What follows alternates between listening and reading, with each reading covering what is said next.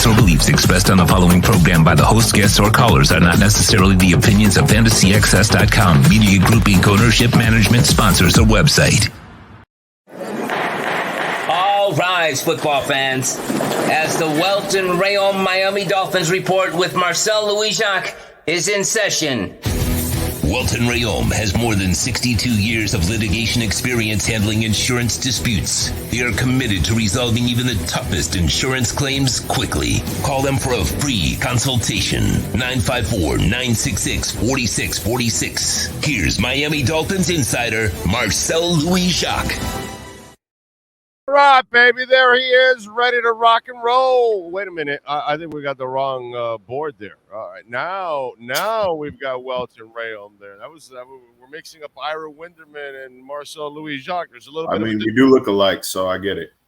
No, the resemblance is there, but the sport, it's complete. Basketball, football. I mean, the rest is kind of, identical, but basketball and football are not. It's two completely different sports. So we got that corrected.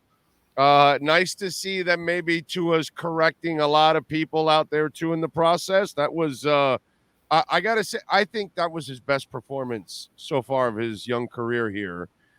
We could go back to the Ravens game, and I know because it's a comeback and all that stuff, but I think coming back from the whole concussion crap and all the pressure, and then you're on the road with the Chargers and supposedly playing the better quarterback, supposedly, all that stuff. Man, and everything on the line and all that third and fourth down plays. I don't know. Well, where are we ranking this Tua performance? Yeah, I mean, it's high. I was flirting with the idea that it was the best that I've seen from him because there were throws in there that were like, context included. It was like, wow, this is the best I've seen. The third and 10, there's three. All right, there's three. No, I'm not even counting the 35-yarder to Tyreek because that's pitch and catch. Stepping up in the pocket, throwing off platform, it was basically all arm, and dropped it right in. It was perfect. It was perfect. It's perfect ball. They needed that to keep that drive alive. It was the game-winning drive.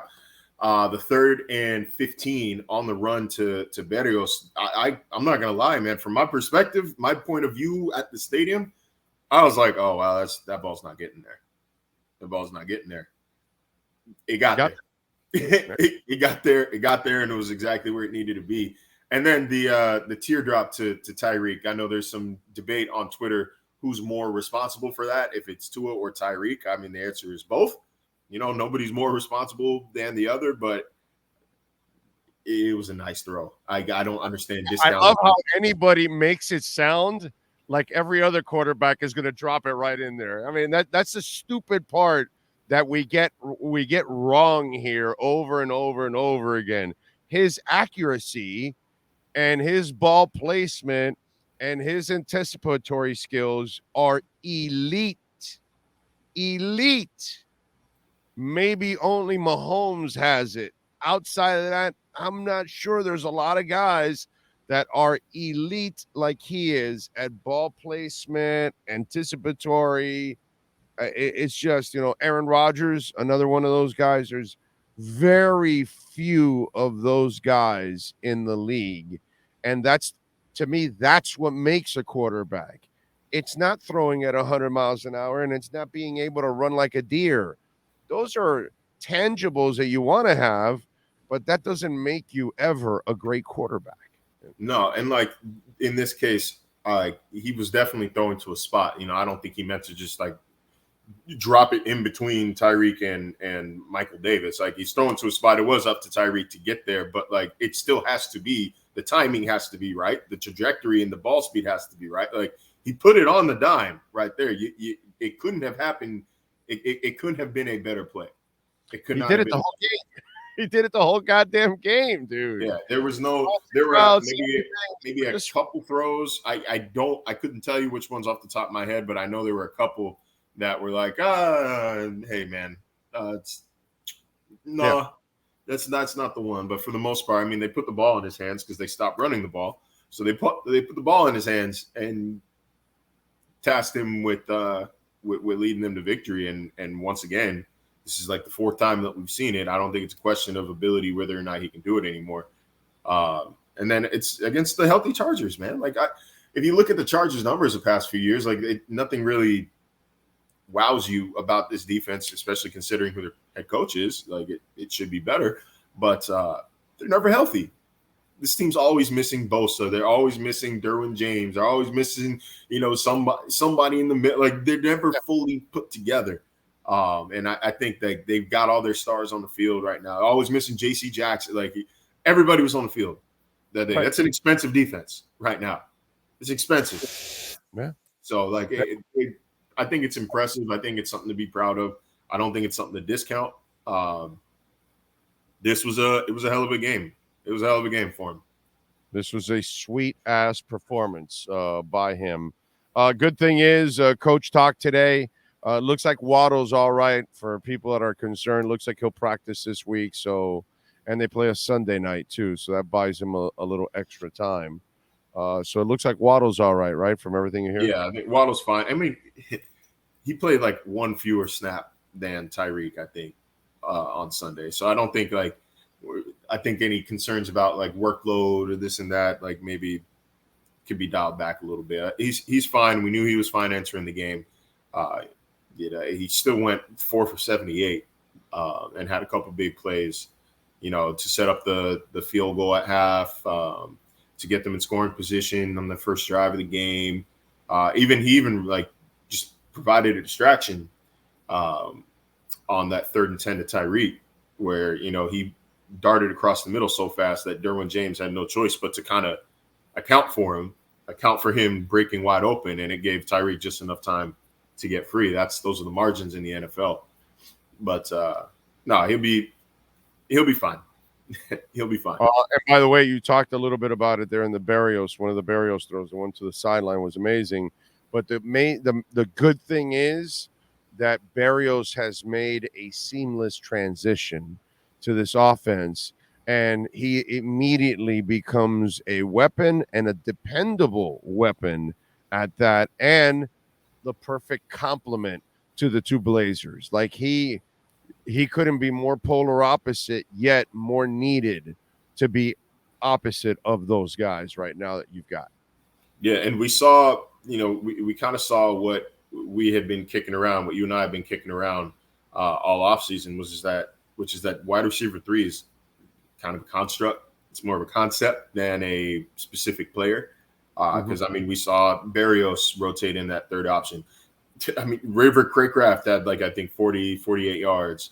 Durham Smythe had several big gains. Like, there were guys there making plays, and clearly there's a package for Eric Ezukanma.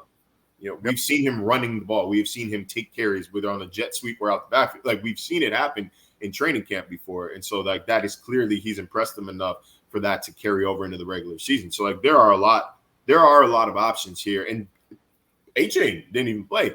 So, I think we're going to see more of that. Obviously, Berrios made a big impact. Obviously, he's going to be a big part of this offense.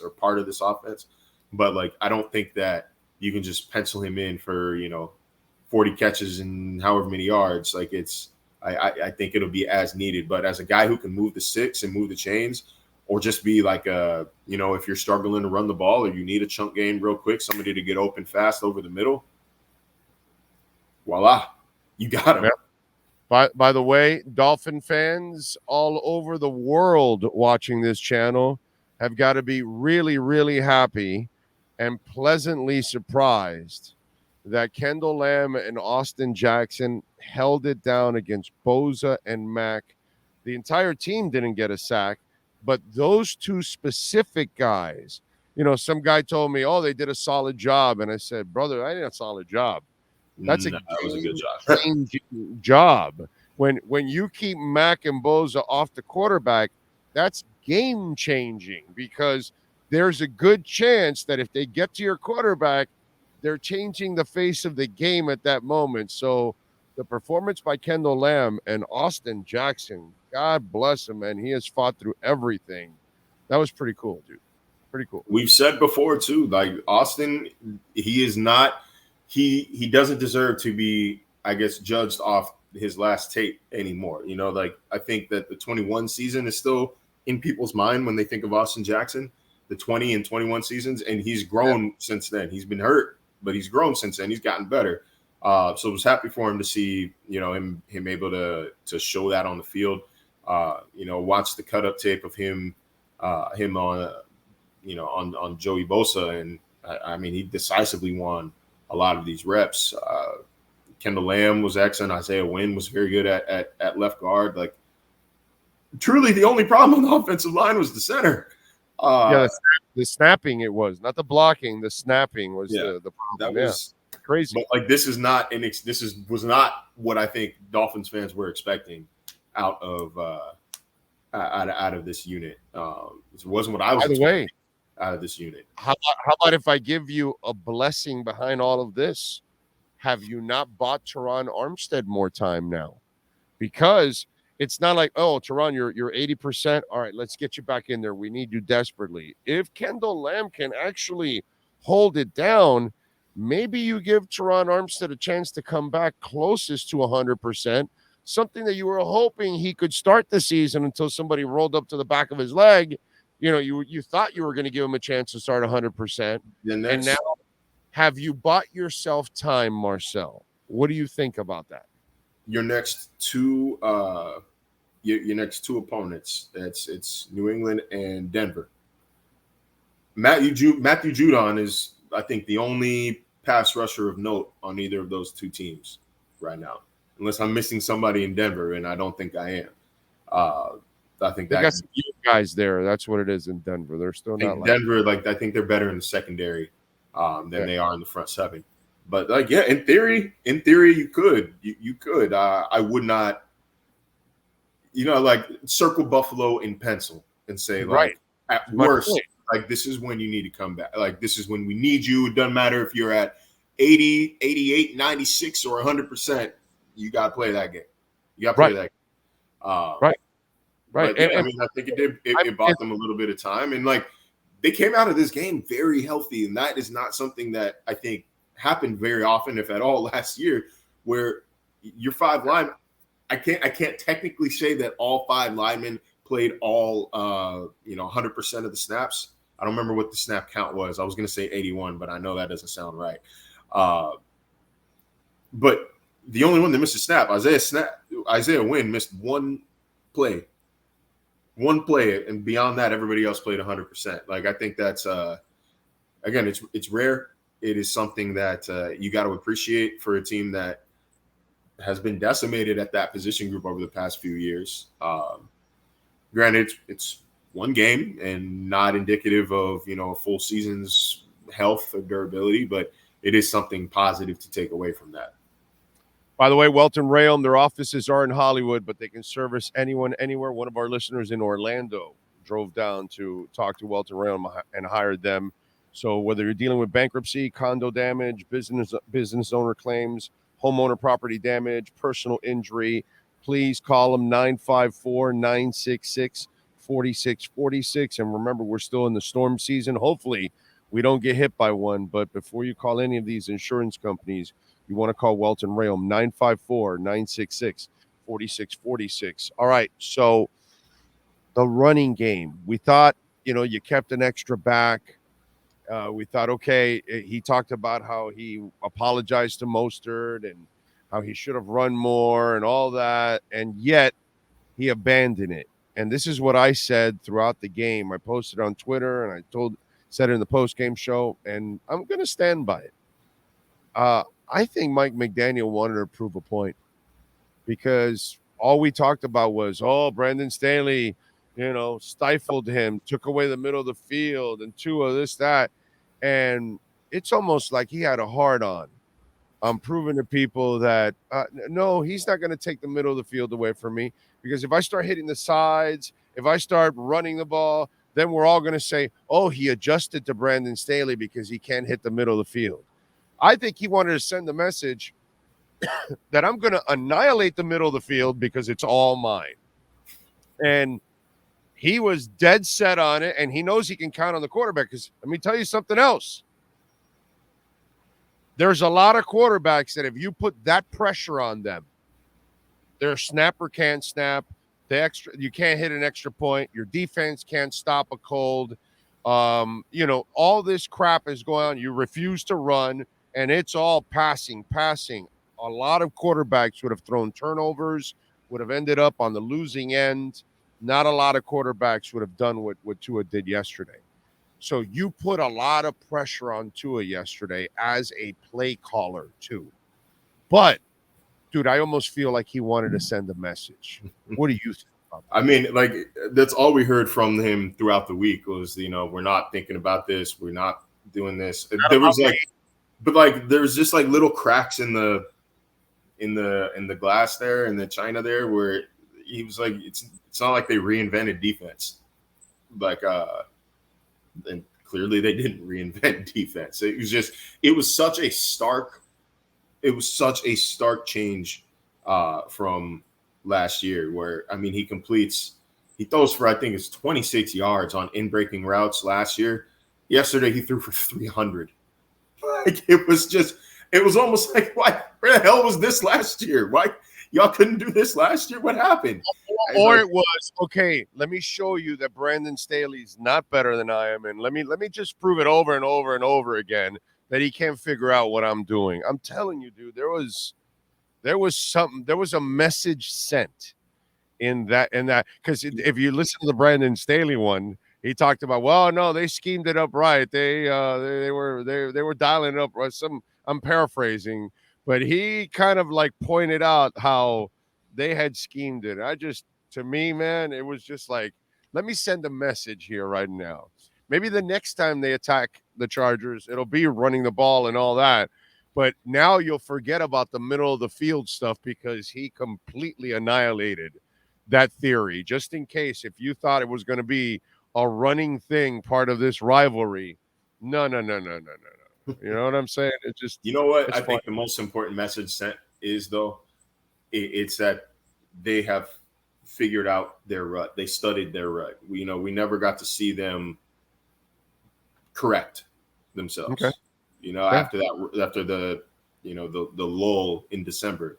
So we didn't know like what their response was. You know how this league is. Like, it's like a tennis match, man. You hit, you go back and forth. They were just getting aced in December, and they finally have volleyed back. So like I think that was my takeaway, is like, okay, this offense is fine. I know a lot of to do was made about it throughout training camp. Like, oh, they're not moving the ball like they should. They're not doing this. They look a little off kilter. Like, they're fine. They're fine. I'm interested in what they do against the Patriots. Obviously, we know Tua's record against Bill Belichick. He's never lost, but he's never lost. 4-0, baby. 4-0 against Belichick. So, hey, who's more clutch, Tua or Herbert? I'm wondering, who's more clutch? Yeah, I mean, Tua just showed it on Sunday. What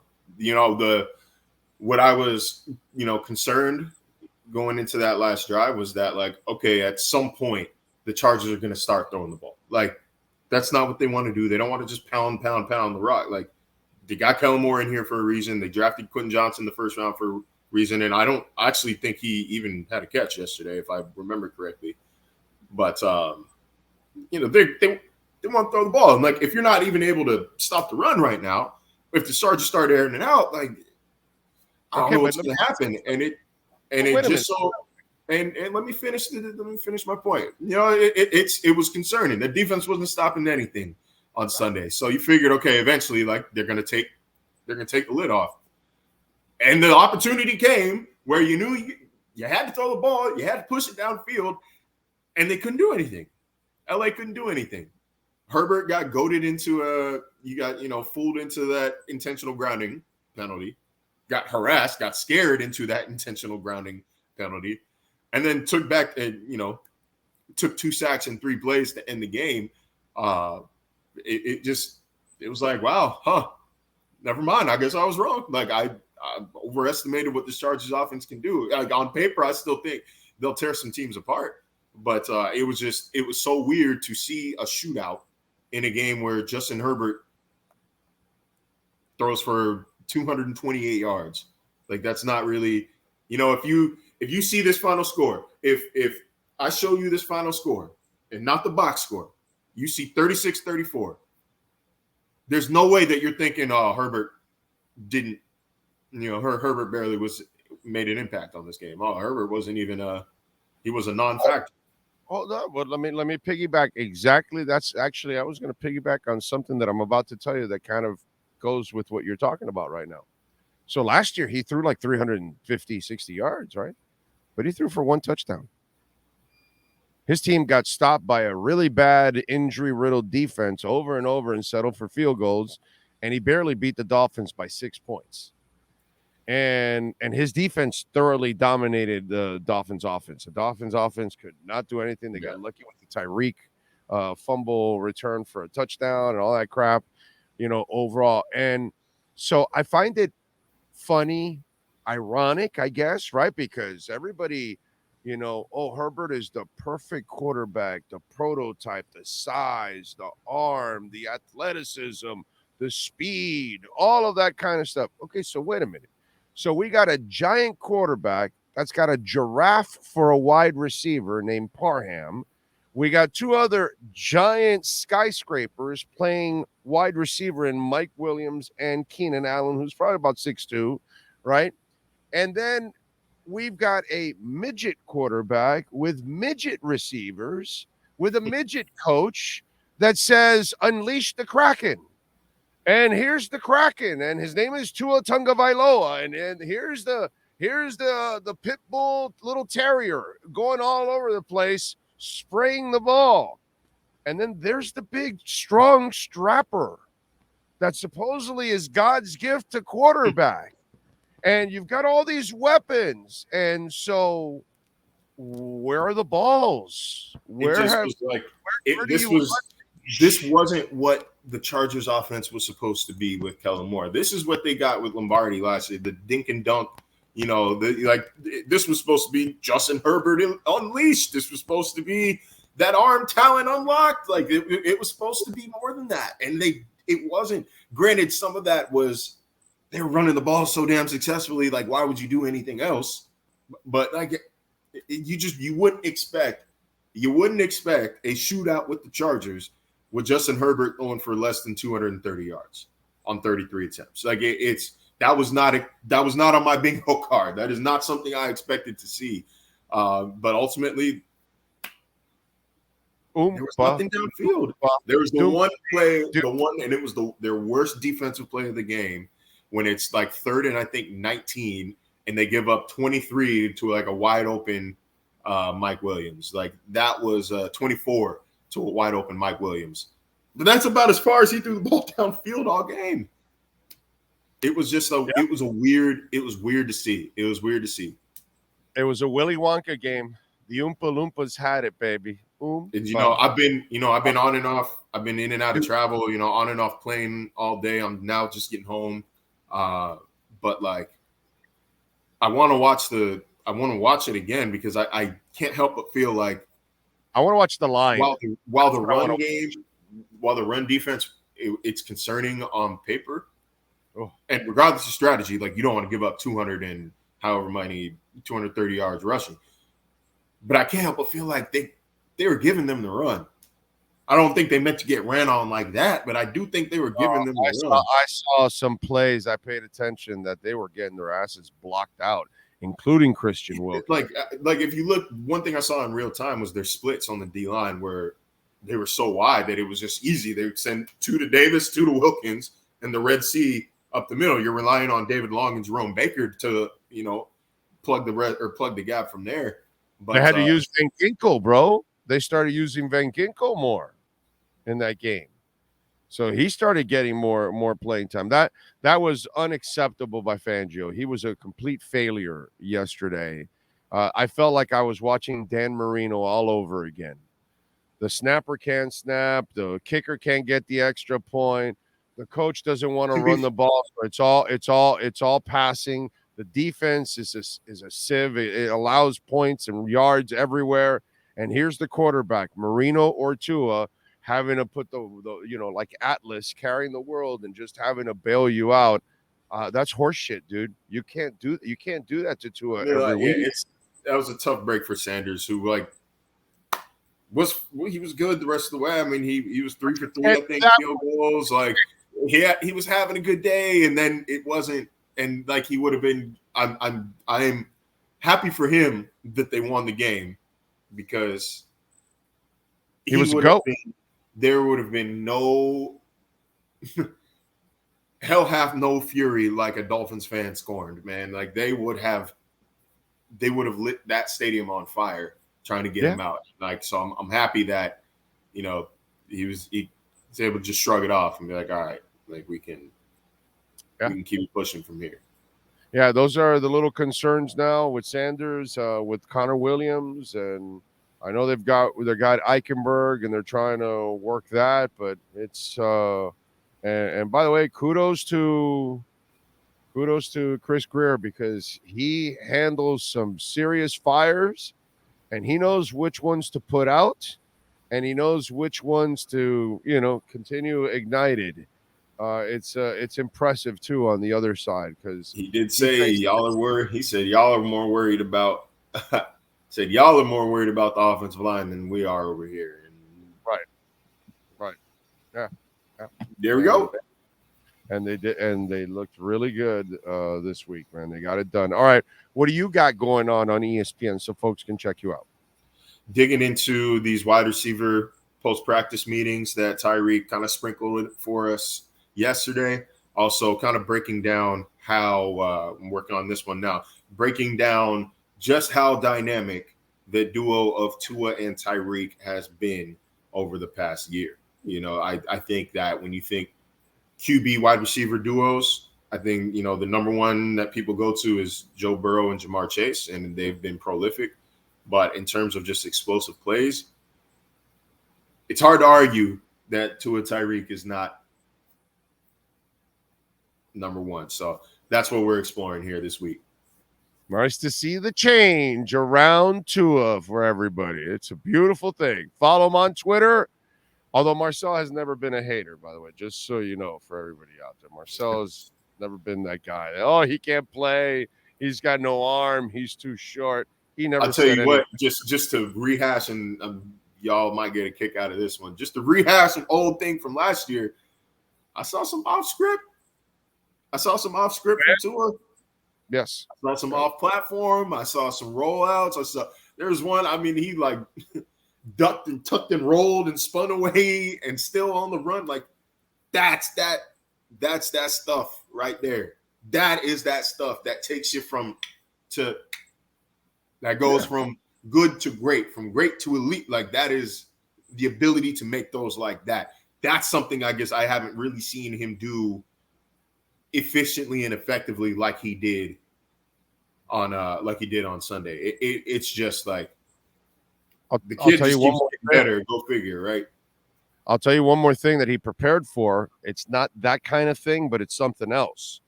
The bulking up of his shoulders and neck and his chest. Well, yesterday they tested it, bro, because people landed all over his ass, and he might have gotten, the other Tua might have gotten injured. This bulky Tua, and on the Connor Williams bad snap a couple of weeks ago in the preseason where that linebacker landed on his back, neck, and head. And let me tell you something. All that work from the upper body, I think it's actually paid off already in the last couple of games, because in the one where he's lying sideways and they're landing on him, they easily could have, your collarbone or anything like that. And, thank the Lord he didn't get injured, but I think the bulking up has already paid off for him. How about that? Yeah, I would say so. It's crazy. All right. Marcel _LJ. Follow him on ESPN. Marcel, as always, thank you, my brother. We'll catch up later on in the week. Yes, we will. Y'all be easy.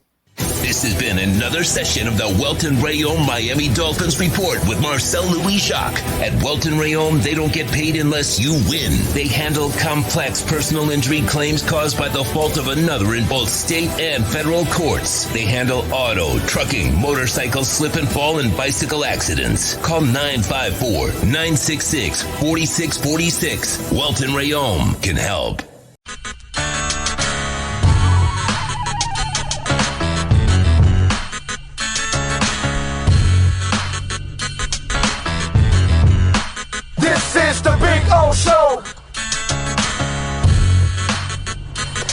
is the